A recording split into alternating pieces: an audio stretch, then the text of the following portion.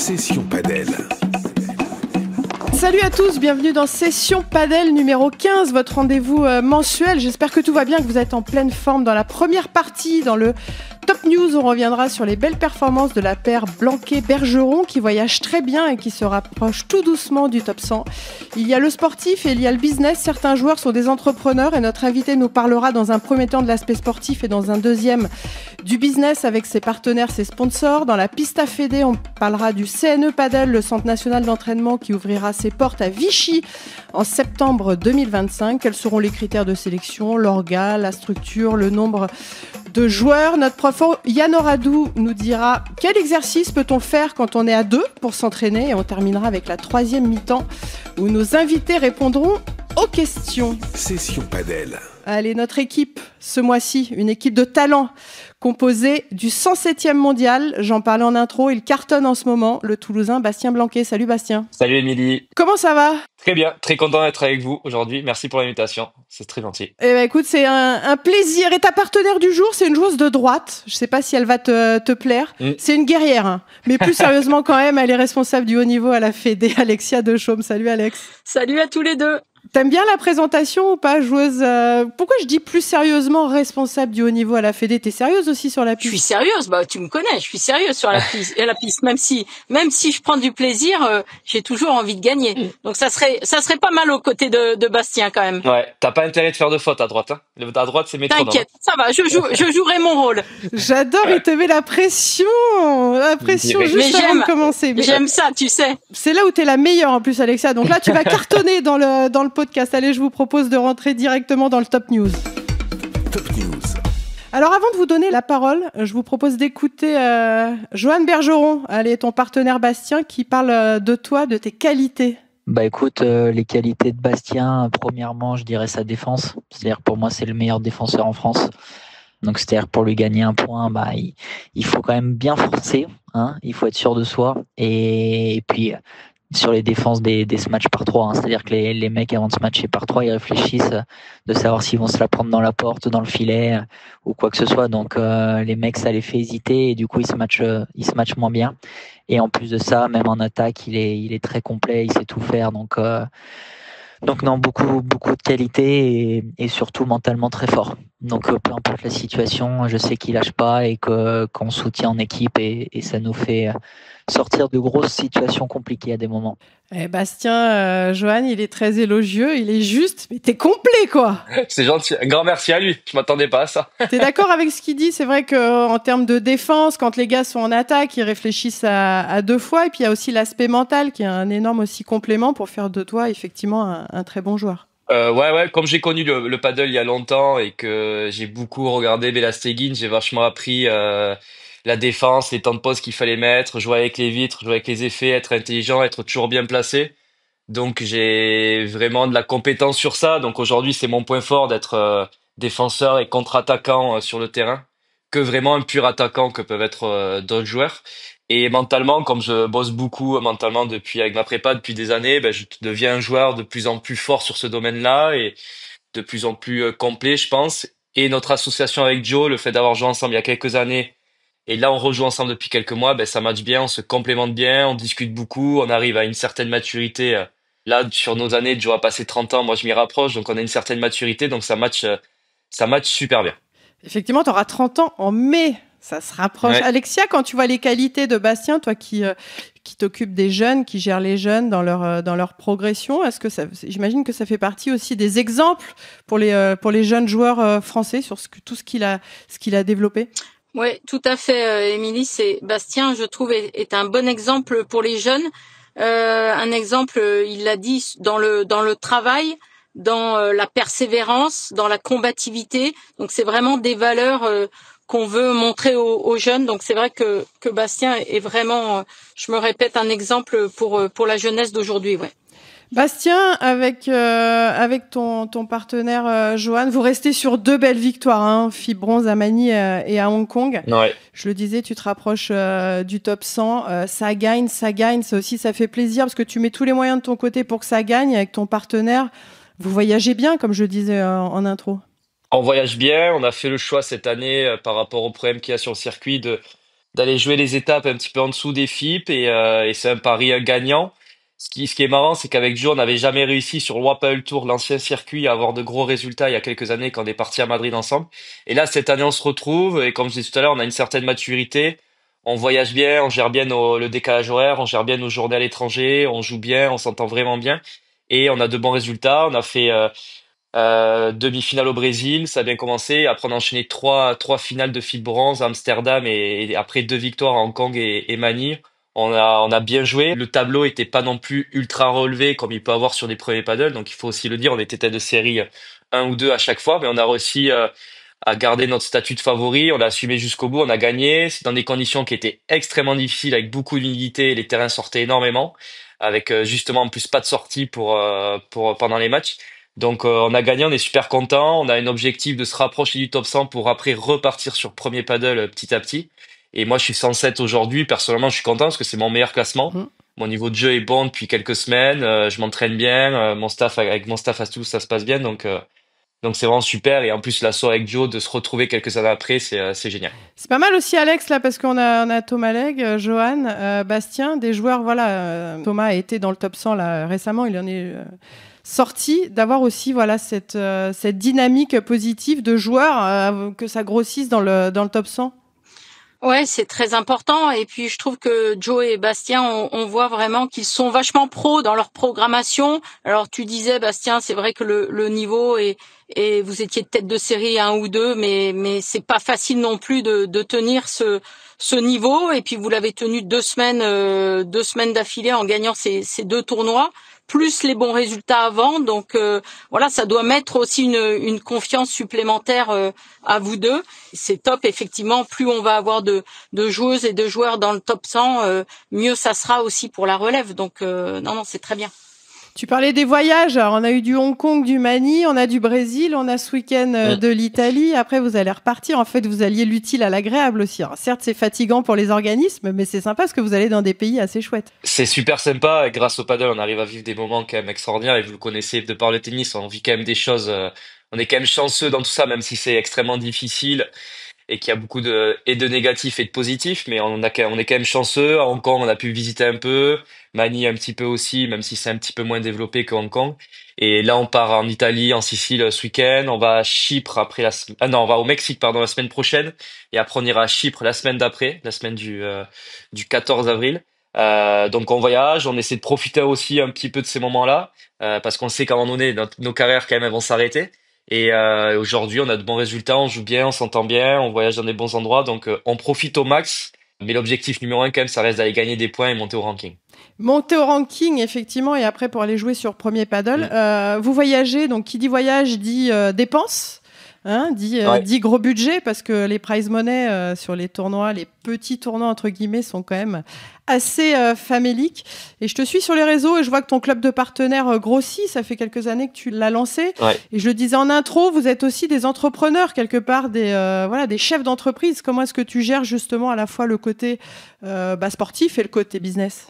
Ben, au tout début de ma carrière, je m'étais structuré sur la partie vraiment staff, joueur de paddle avec kiné, ostéo, tout ça. Et quelques années après, je me suis dit qu'il faut que je devienne un petit peu chef d'entreprise pour aller chercher des sponsors et travailler mon image, puisque le modèle économique aujourd'hui, c'est quand même 90% des sponsors et 10% le price money. Donc, je travaille avec une agence de com et de marketing à Toulouse qui s'appelle Fil Group, où j'ai un agent qui me représente, qui s'appelle Benoît Treille, qui me suit depuis 4 ans maintenant. Et la collaboration se passe très bien. On a mis en place des packs sur des partenaires majeurs. J'ai un club entreprise avec un événement par mois, un genre un petit peu de business club. On le vend pas comme ça, mais c'est un petit peu comme un club entreprise pour que les entreprises fassent du business. Et puis après, j'essaie de faire pas mal d'événements pour des entreprises. Et grâce à tout ça, j'ai un budget global qui me permet de financer ma saison. Je commence maintenant à gagner un peu d'argent, donc c'est cool. J'ai mon entreprise qui fonctionne plutôt bien et je me suis vraiment structuré.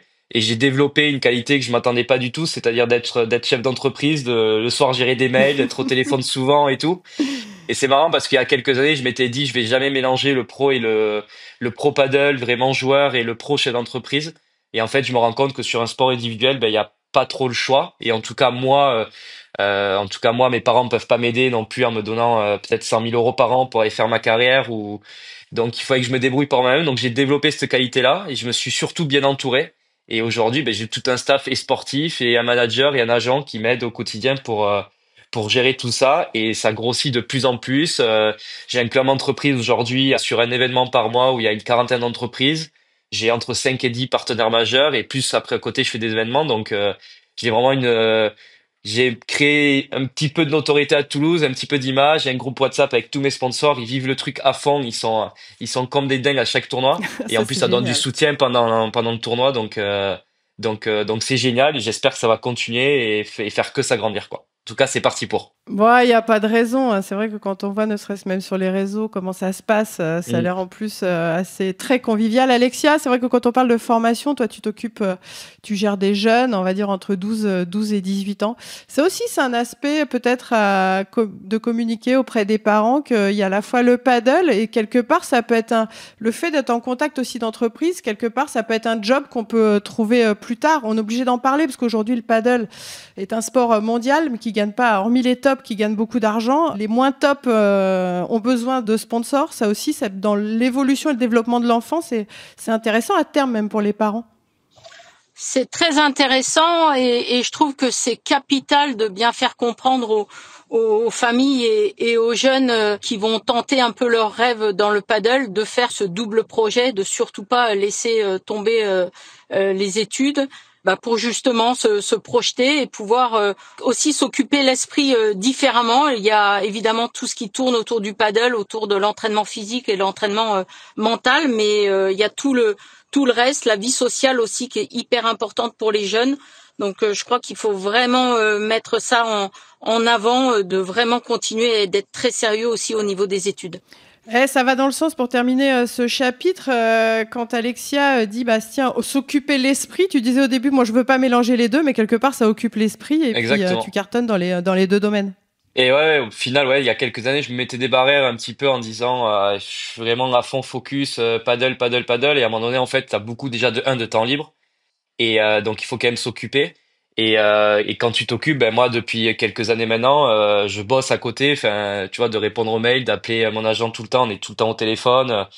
Après, il faut vraiment réussir à switcher. Aujourd'hui, moi, j'arrive à le faire parce que j'ai de la maturité. Ça fait longtemps que je suis sur circuit, mais là, par exemple, je suis parti pour donner un exemple à Hong Kong et Philippines. On a énormément travaillé avant, que ça soit avec mon manager et mon agence pour gérer plein de choses sur le club entreprise, sur des partenaires majeurs, des activations qu'on devait faire et tout.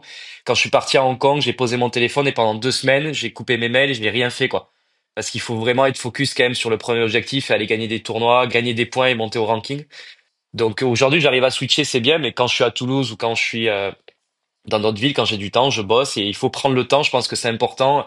Et moi, je suis bien placé pour en parler. Il faut se débrouiller pour trouver des sponsors et s'adapter, avancer et développer des qualités différentes au fil des années. Effectivement, et tu le fais très très bien. Allez, on va parler des jeunes. On va quitter le monde du business, le monde professionnel. On va parler des jeunes dans la Pista Fédé. La piste à Fédé. La piste à Fédé. Alors Alexia, là, pour rien cacher aux auditeurs, tu viens d'arriver à Vichy parce que le Centre national d'entraînement paddle va ouvrir ses portes en septembre de cette année. Et je crois que ce week-end, alors tu vas nous expliquer en fait comment se passe la sélection, combien de joueurs, combien de joueuses, tu nous l'avais dit, je crois que c'est une douzaine de joueurs, 9 ou 12, mais tu vas nous éclaircir tout ça.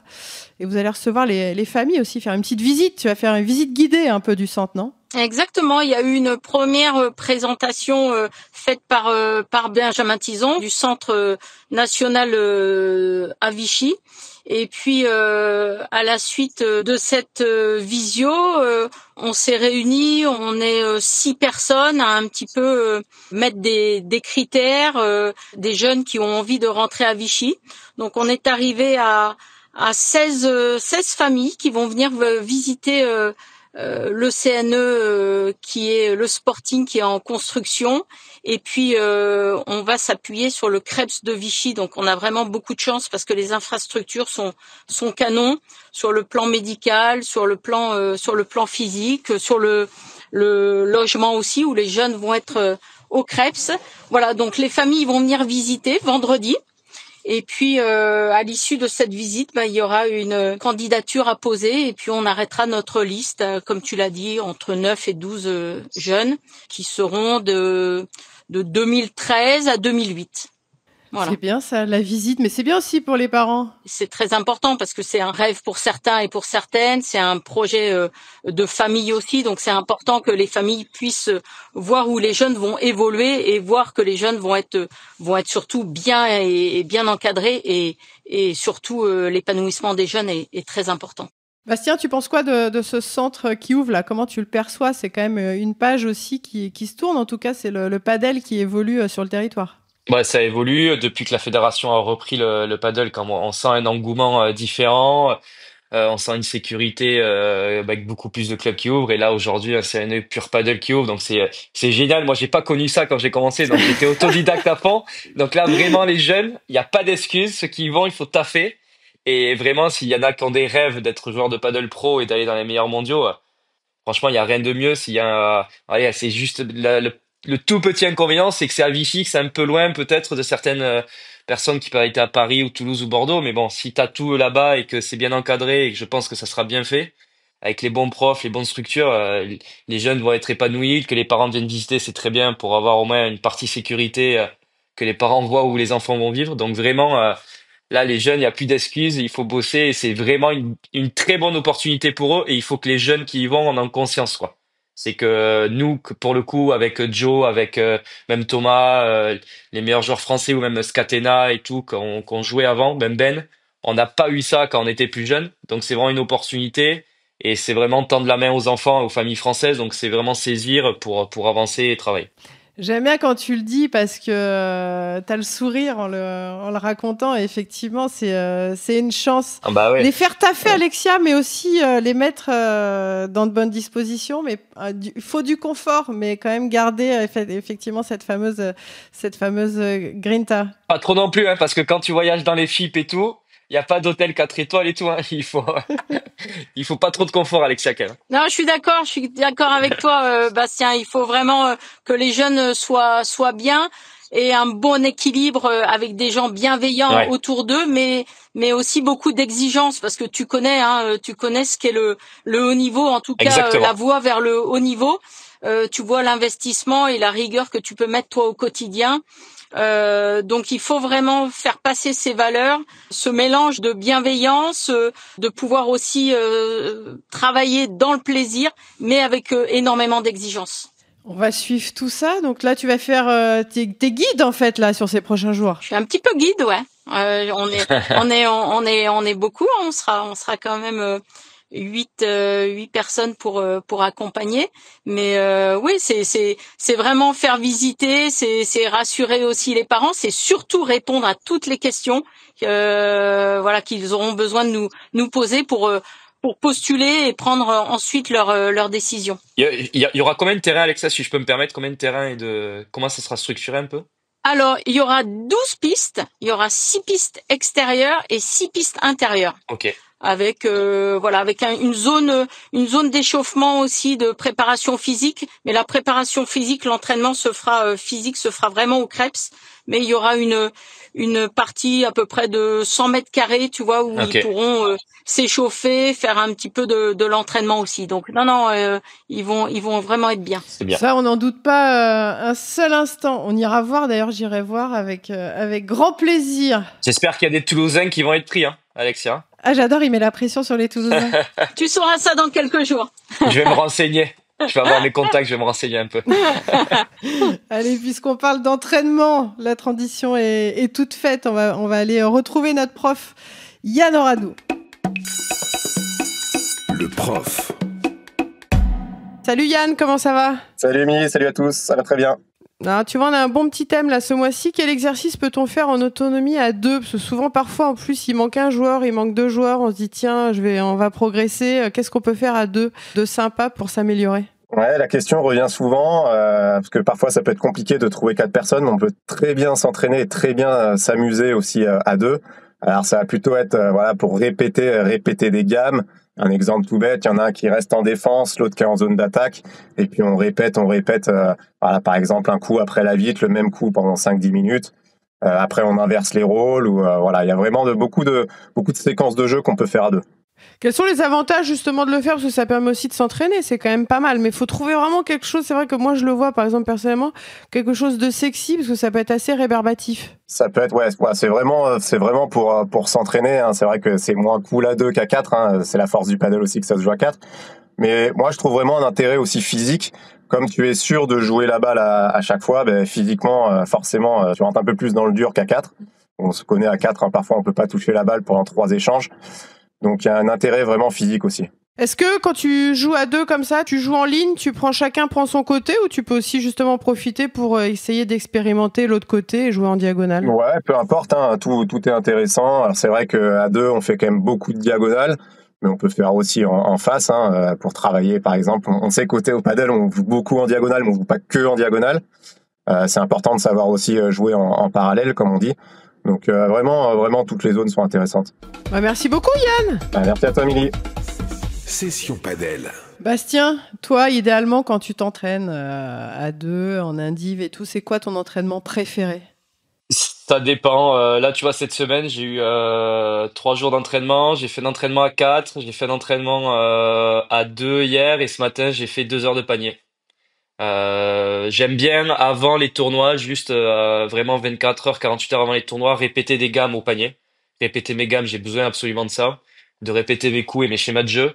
Et j'aime autant être à 1 contre 1 et faire des exos avec mon coach Christophe dans la diago en parallèle, que être 1 contre 2 ou 2 contre 2 pour avoir des situations de jeu. Donc vraiment préféré, je sais pas, c'est qu'on essaie de gérer les semaines pour arriver au tournoi et être le plus en forme possible.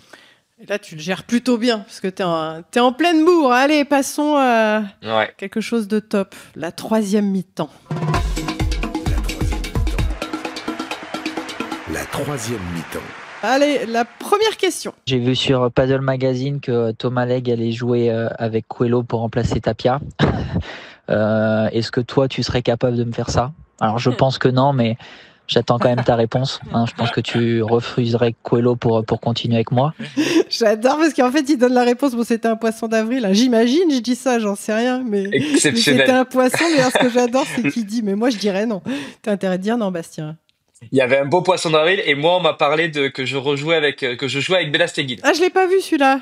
J'ai vu sur une page Instagram Post Paddle, je crois, une page Instagram privée, quelqu'un qui disait que Bella Stegin repartait en carrière avec Bastien Blanc. Je vais pas foutre le bazar dans votre team, mais imaginons dans un monde de rêve, une pige avec le number 1. C'est difficile quand même de refuser. Ah bah complètement. Ah bah bien sûr, et je mettrai Joe en coach.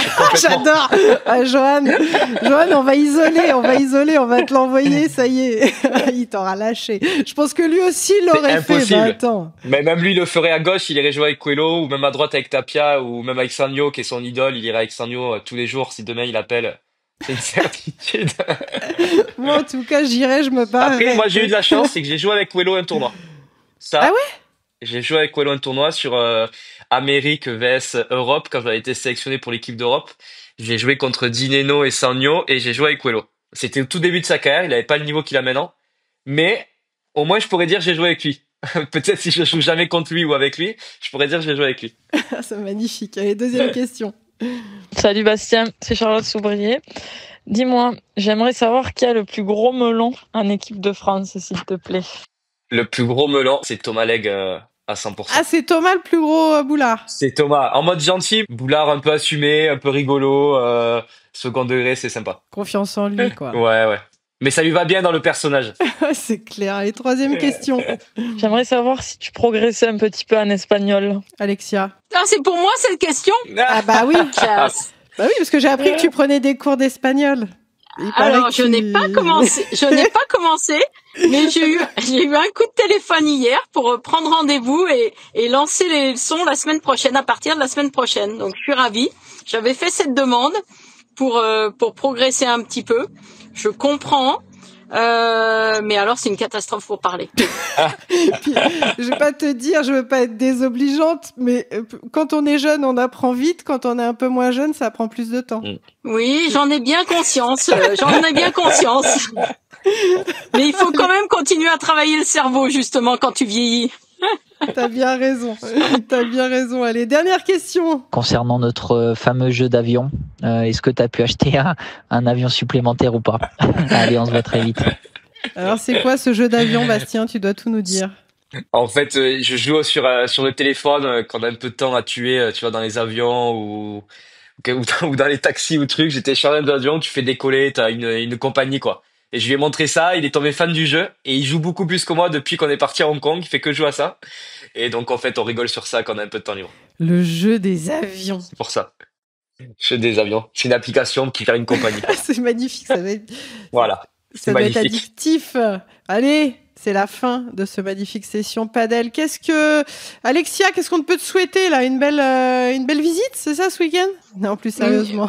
Ouais, mais non, mais tout à fait, une belle visite et puis une belle ouverture de ce CNE.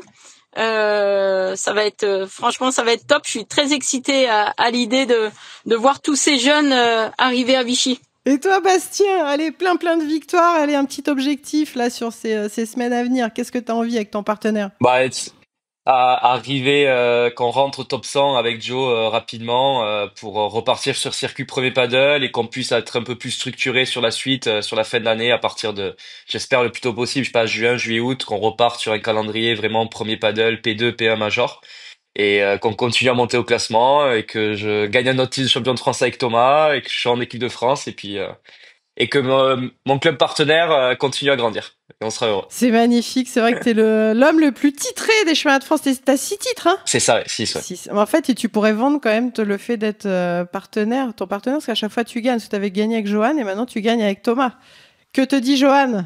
Joe, il m'a posé la question début d'année. Oui. Je lui dis, bah là, je suis avec Toto, donc non, mais j'allais pas. Avec Toto, on joue bien en France ensemble, donc on n'allait pas se partager. On est content, ça remet de l'énergie quand on se revoit, donc il y avait pas de souci. Ouais. Et Joe l'a très bien compris. Ouais. En plus, vous survolez les débats à chaque fois au championnat de France. Mais attention, parce que Johan Bergeron avec Thomas Van Bos, ça peut faire une belle équipe. Parce que Johan, je le connais.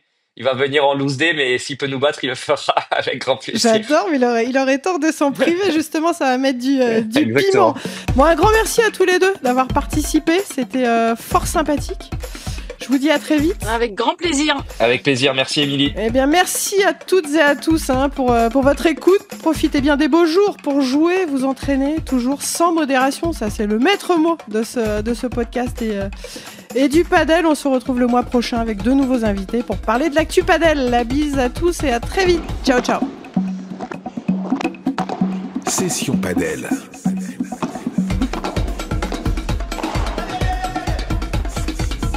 Session padel.